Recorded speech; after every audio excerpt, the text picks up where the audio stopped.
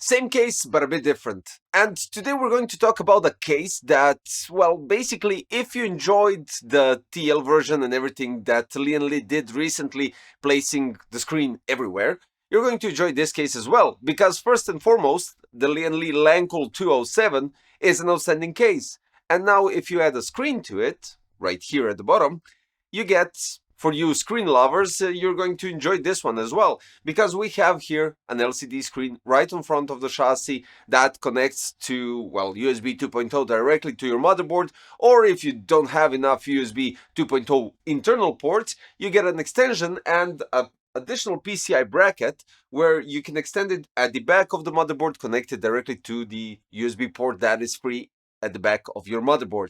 Now, with this, we get an update on DL Connect, of course, with 10 presets that you get already with the screen and with the case. And basically, this is one of the presets that you can see, and I'll get to the close-ups eventually during the video. But that's not all, because it would be really a shame if they placed a nice screen and had 10 presets and that's it, right? Well, no, of course, you can customize it. You can add photos, you can add MP4 videos, and you can actually customize the graphs as you desire and as you wish. So this is outstanding. Now, what I wanted to say about this case initially, when they released it, was an outstanding chassis, something new, something different, because they placed the power supply here on the far front side, where basically you don't get any airflow from the front fans, and they thought, why not place the LCD on front? Because it doesn't block any airflow. We have two fans on front, two fans here on the power supply shroud, and you have enough intake from the sides, which is, I think that's great.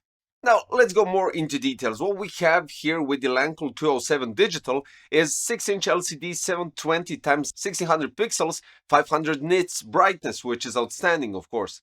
The case comes with two 140 pre-installed fans on front and two 120 millimeter fans on the power supply shroud. Of course, they're PWMs, and gives a nice, well, like they said, a solid foundation for airflow. I mean, this case is full mesh, so basically what you have to do is place a fan at the rear and add the AIO at the top, which means that it supports ATX motherboards, 375mm GPUs, and 360mm radiator at the top. That's outstanding.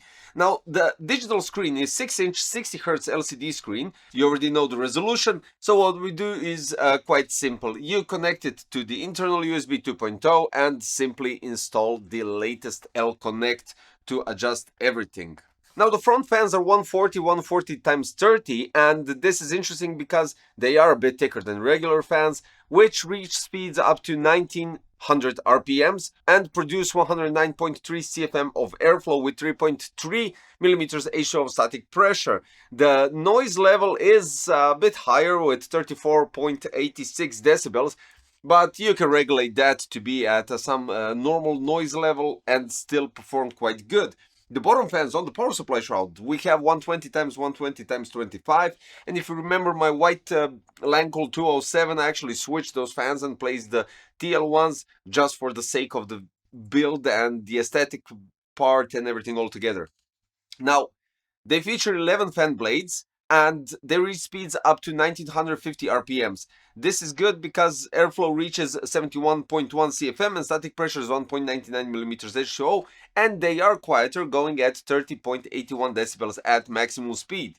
Now, as you remember, you can remove the side panel here to get the access to connect the power supply, and basically you have the extension cable running from the power supply here at the back. You have also the mesh part here at the back side, and clearance here beneath the fans. Now, the only thing that you can mount here beneath the fans are hard drives or SSDs, and gives enough space for the GPU cable running nicely in a waterfall effect. In those terms, it looks outstanding. I'm really digging this part right here when we're talking about that. Going at the back, behind the motherboard, you basically don't have any space because they needed to take that space for GPU. Otherwise, we won't have a possibility to place RTX 4000, 5000 series with a 12V HPWR cable sticking out of the tempered glass. But instead, what they did is, on the side part, you have a possibility to, well, this is the actual only option, to reroute all the cables, hide them nicely. You have 3 huge Velcro ties, hold the cables in a position, and that's quite nice as well. Also, in addition to that, we have a GPU anti-sag bracket, which is included and already pre-attached on the case. At the back, we have a thumb screw, which you have to untie, and then when you place the GPU inside the build, you have to align the GPU and basically just position the anti-sag bracket properly so it holds the GPU.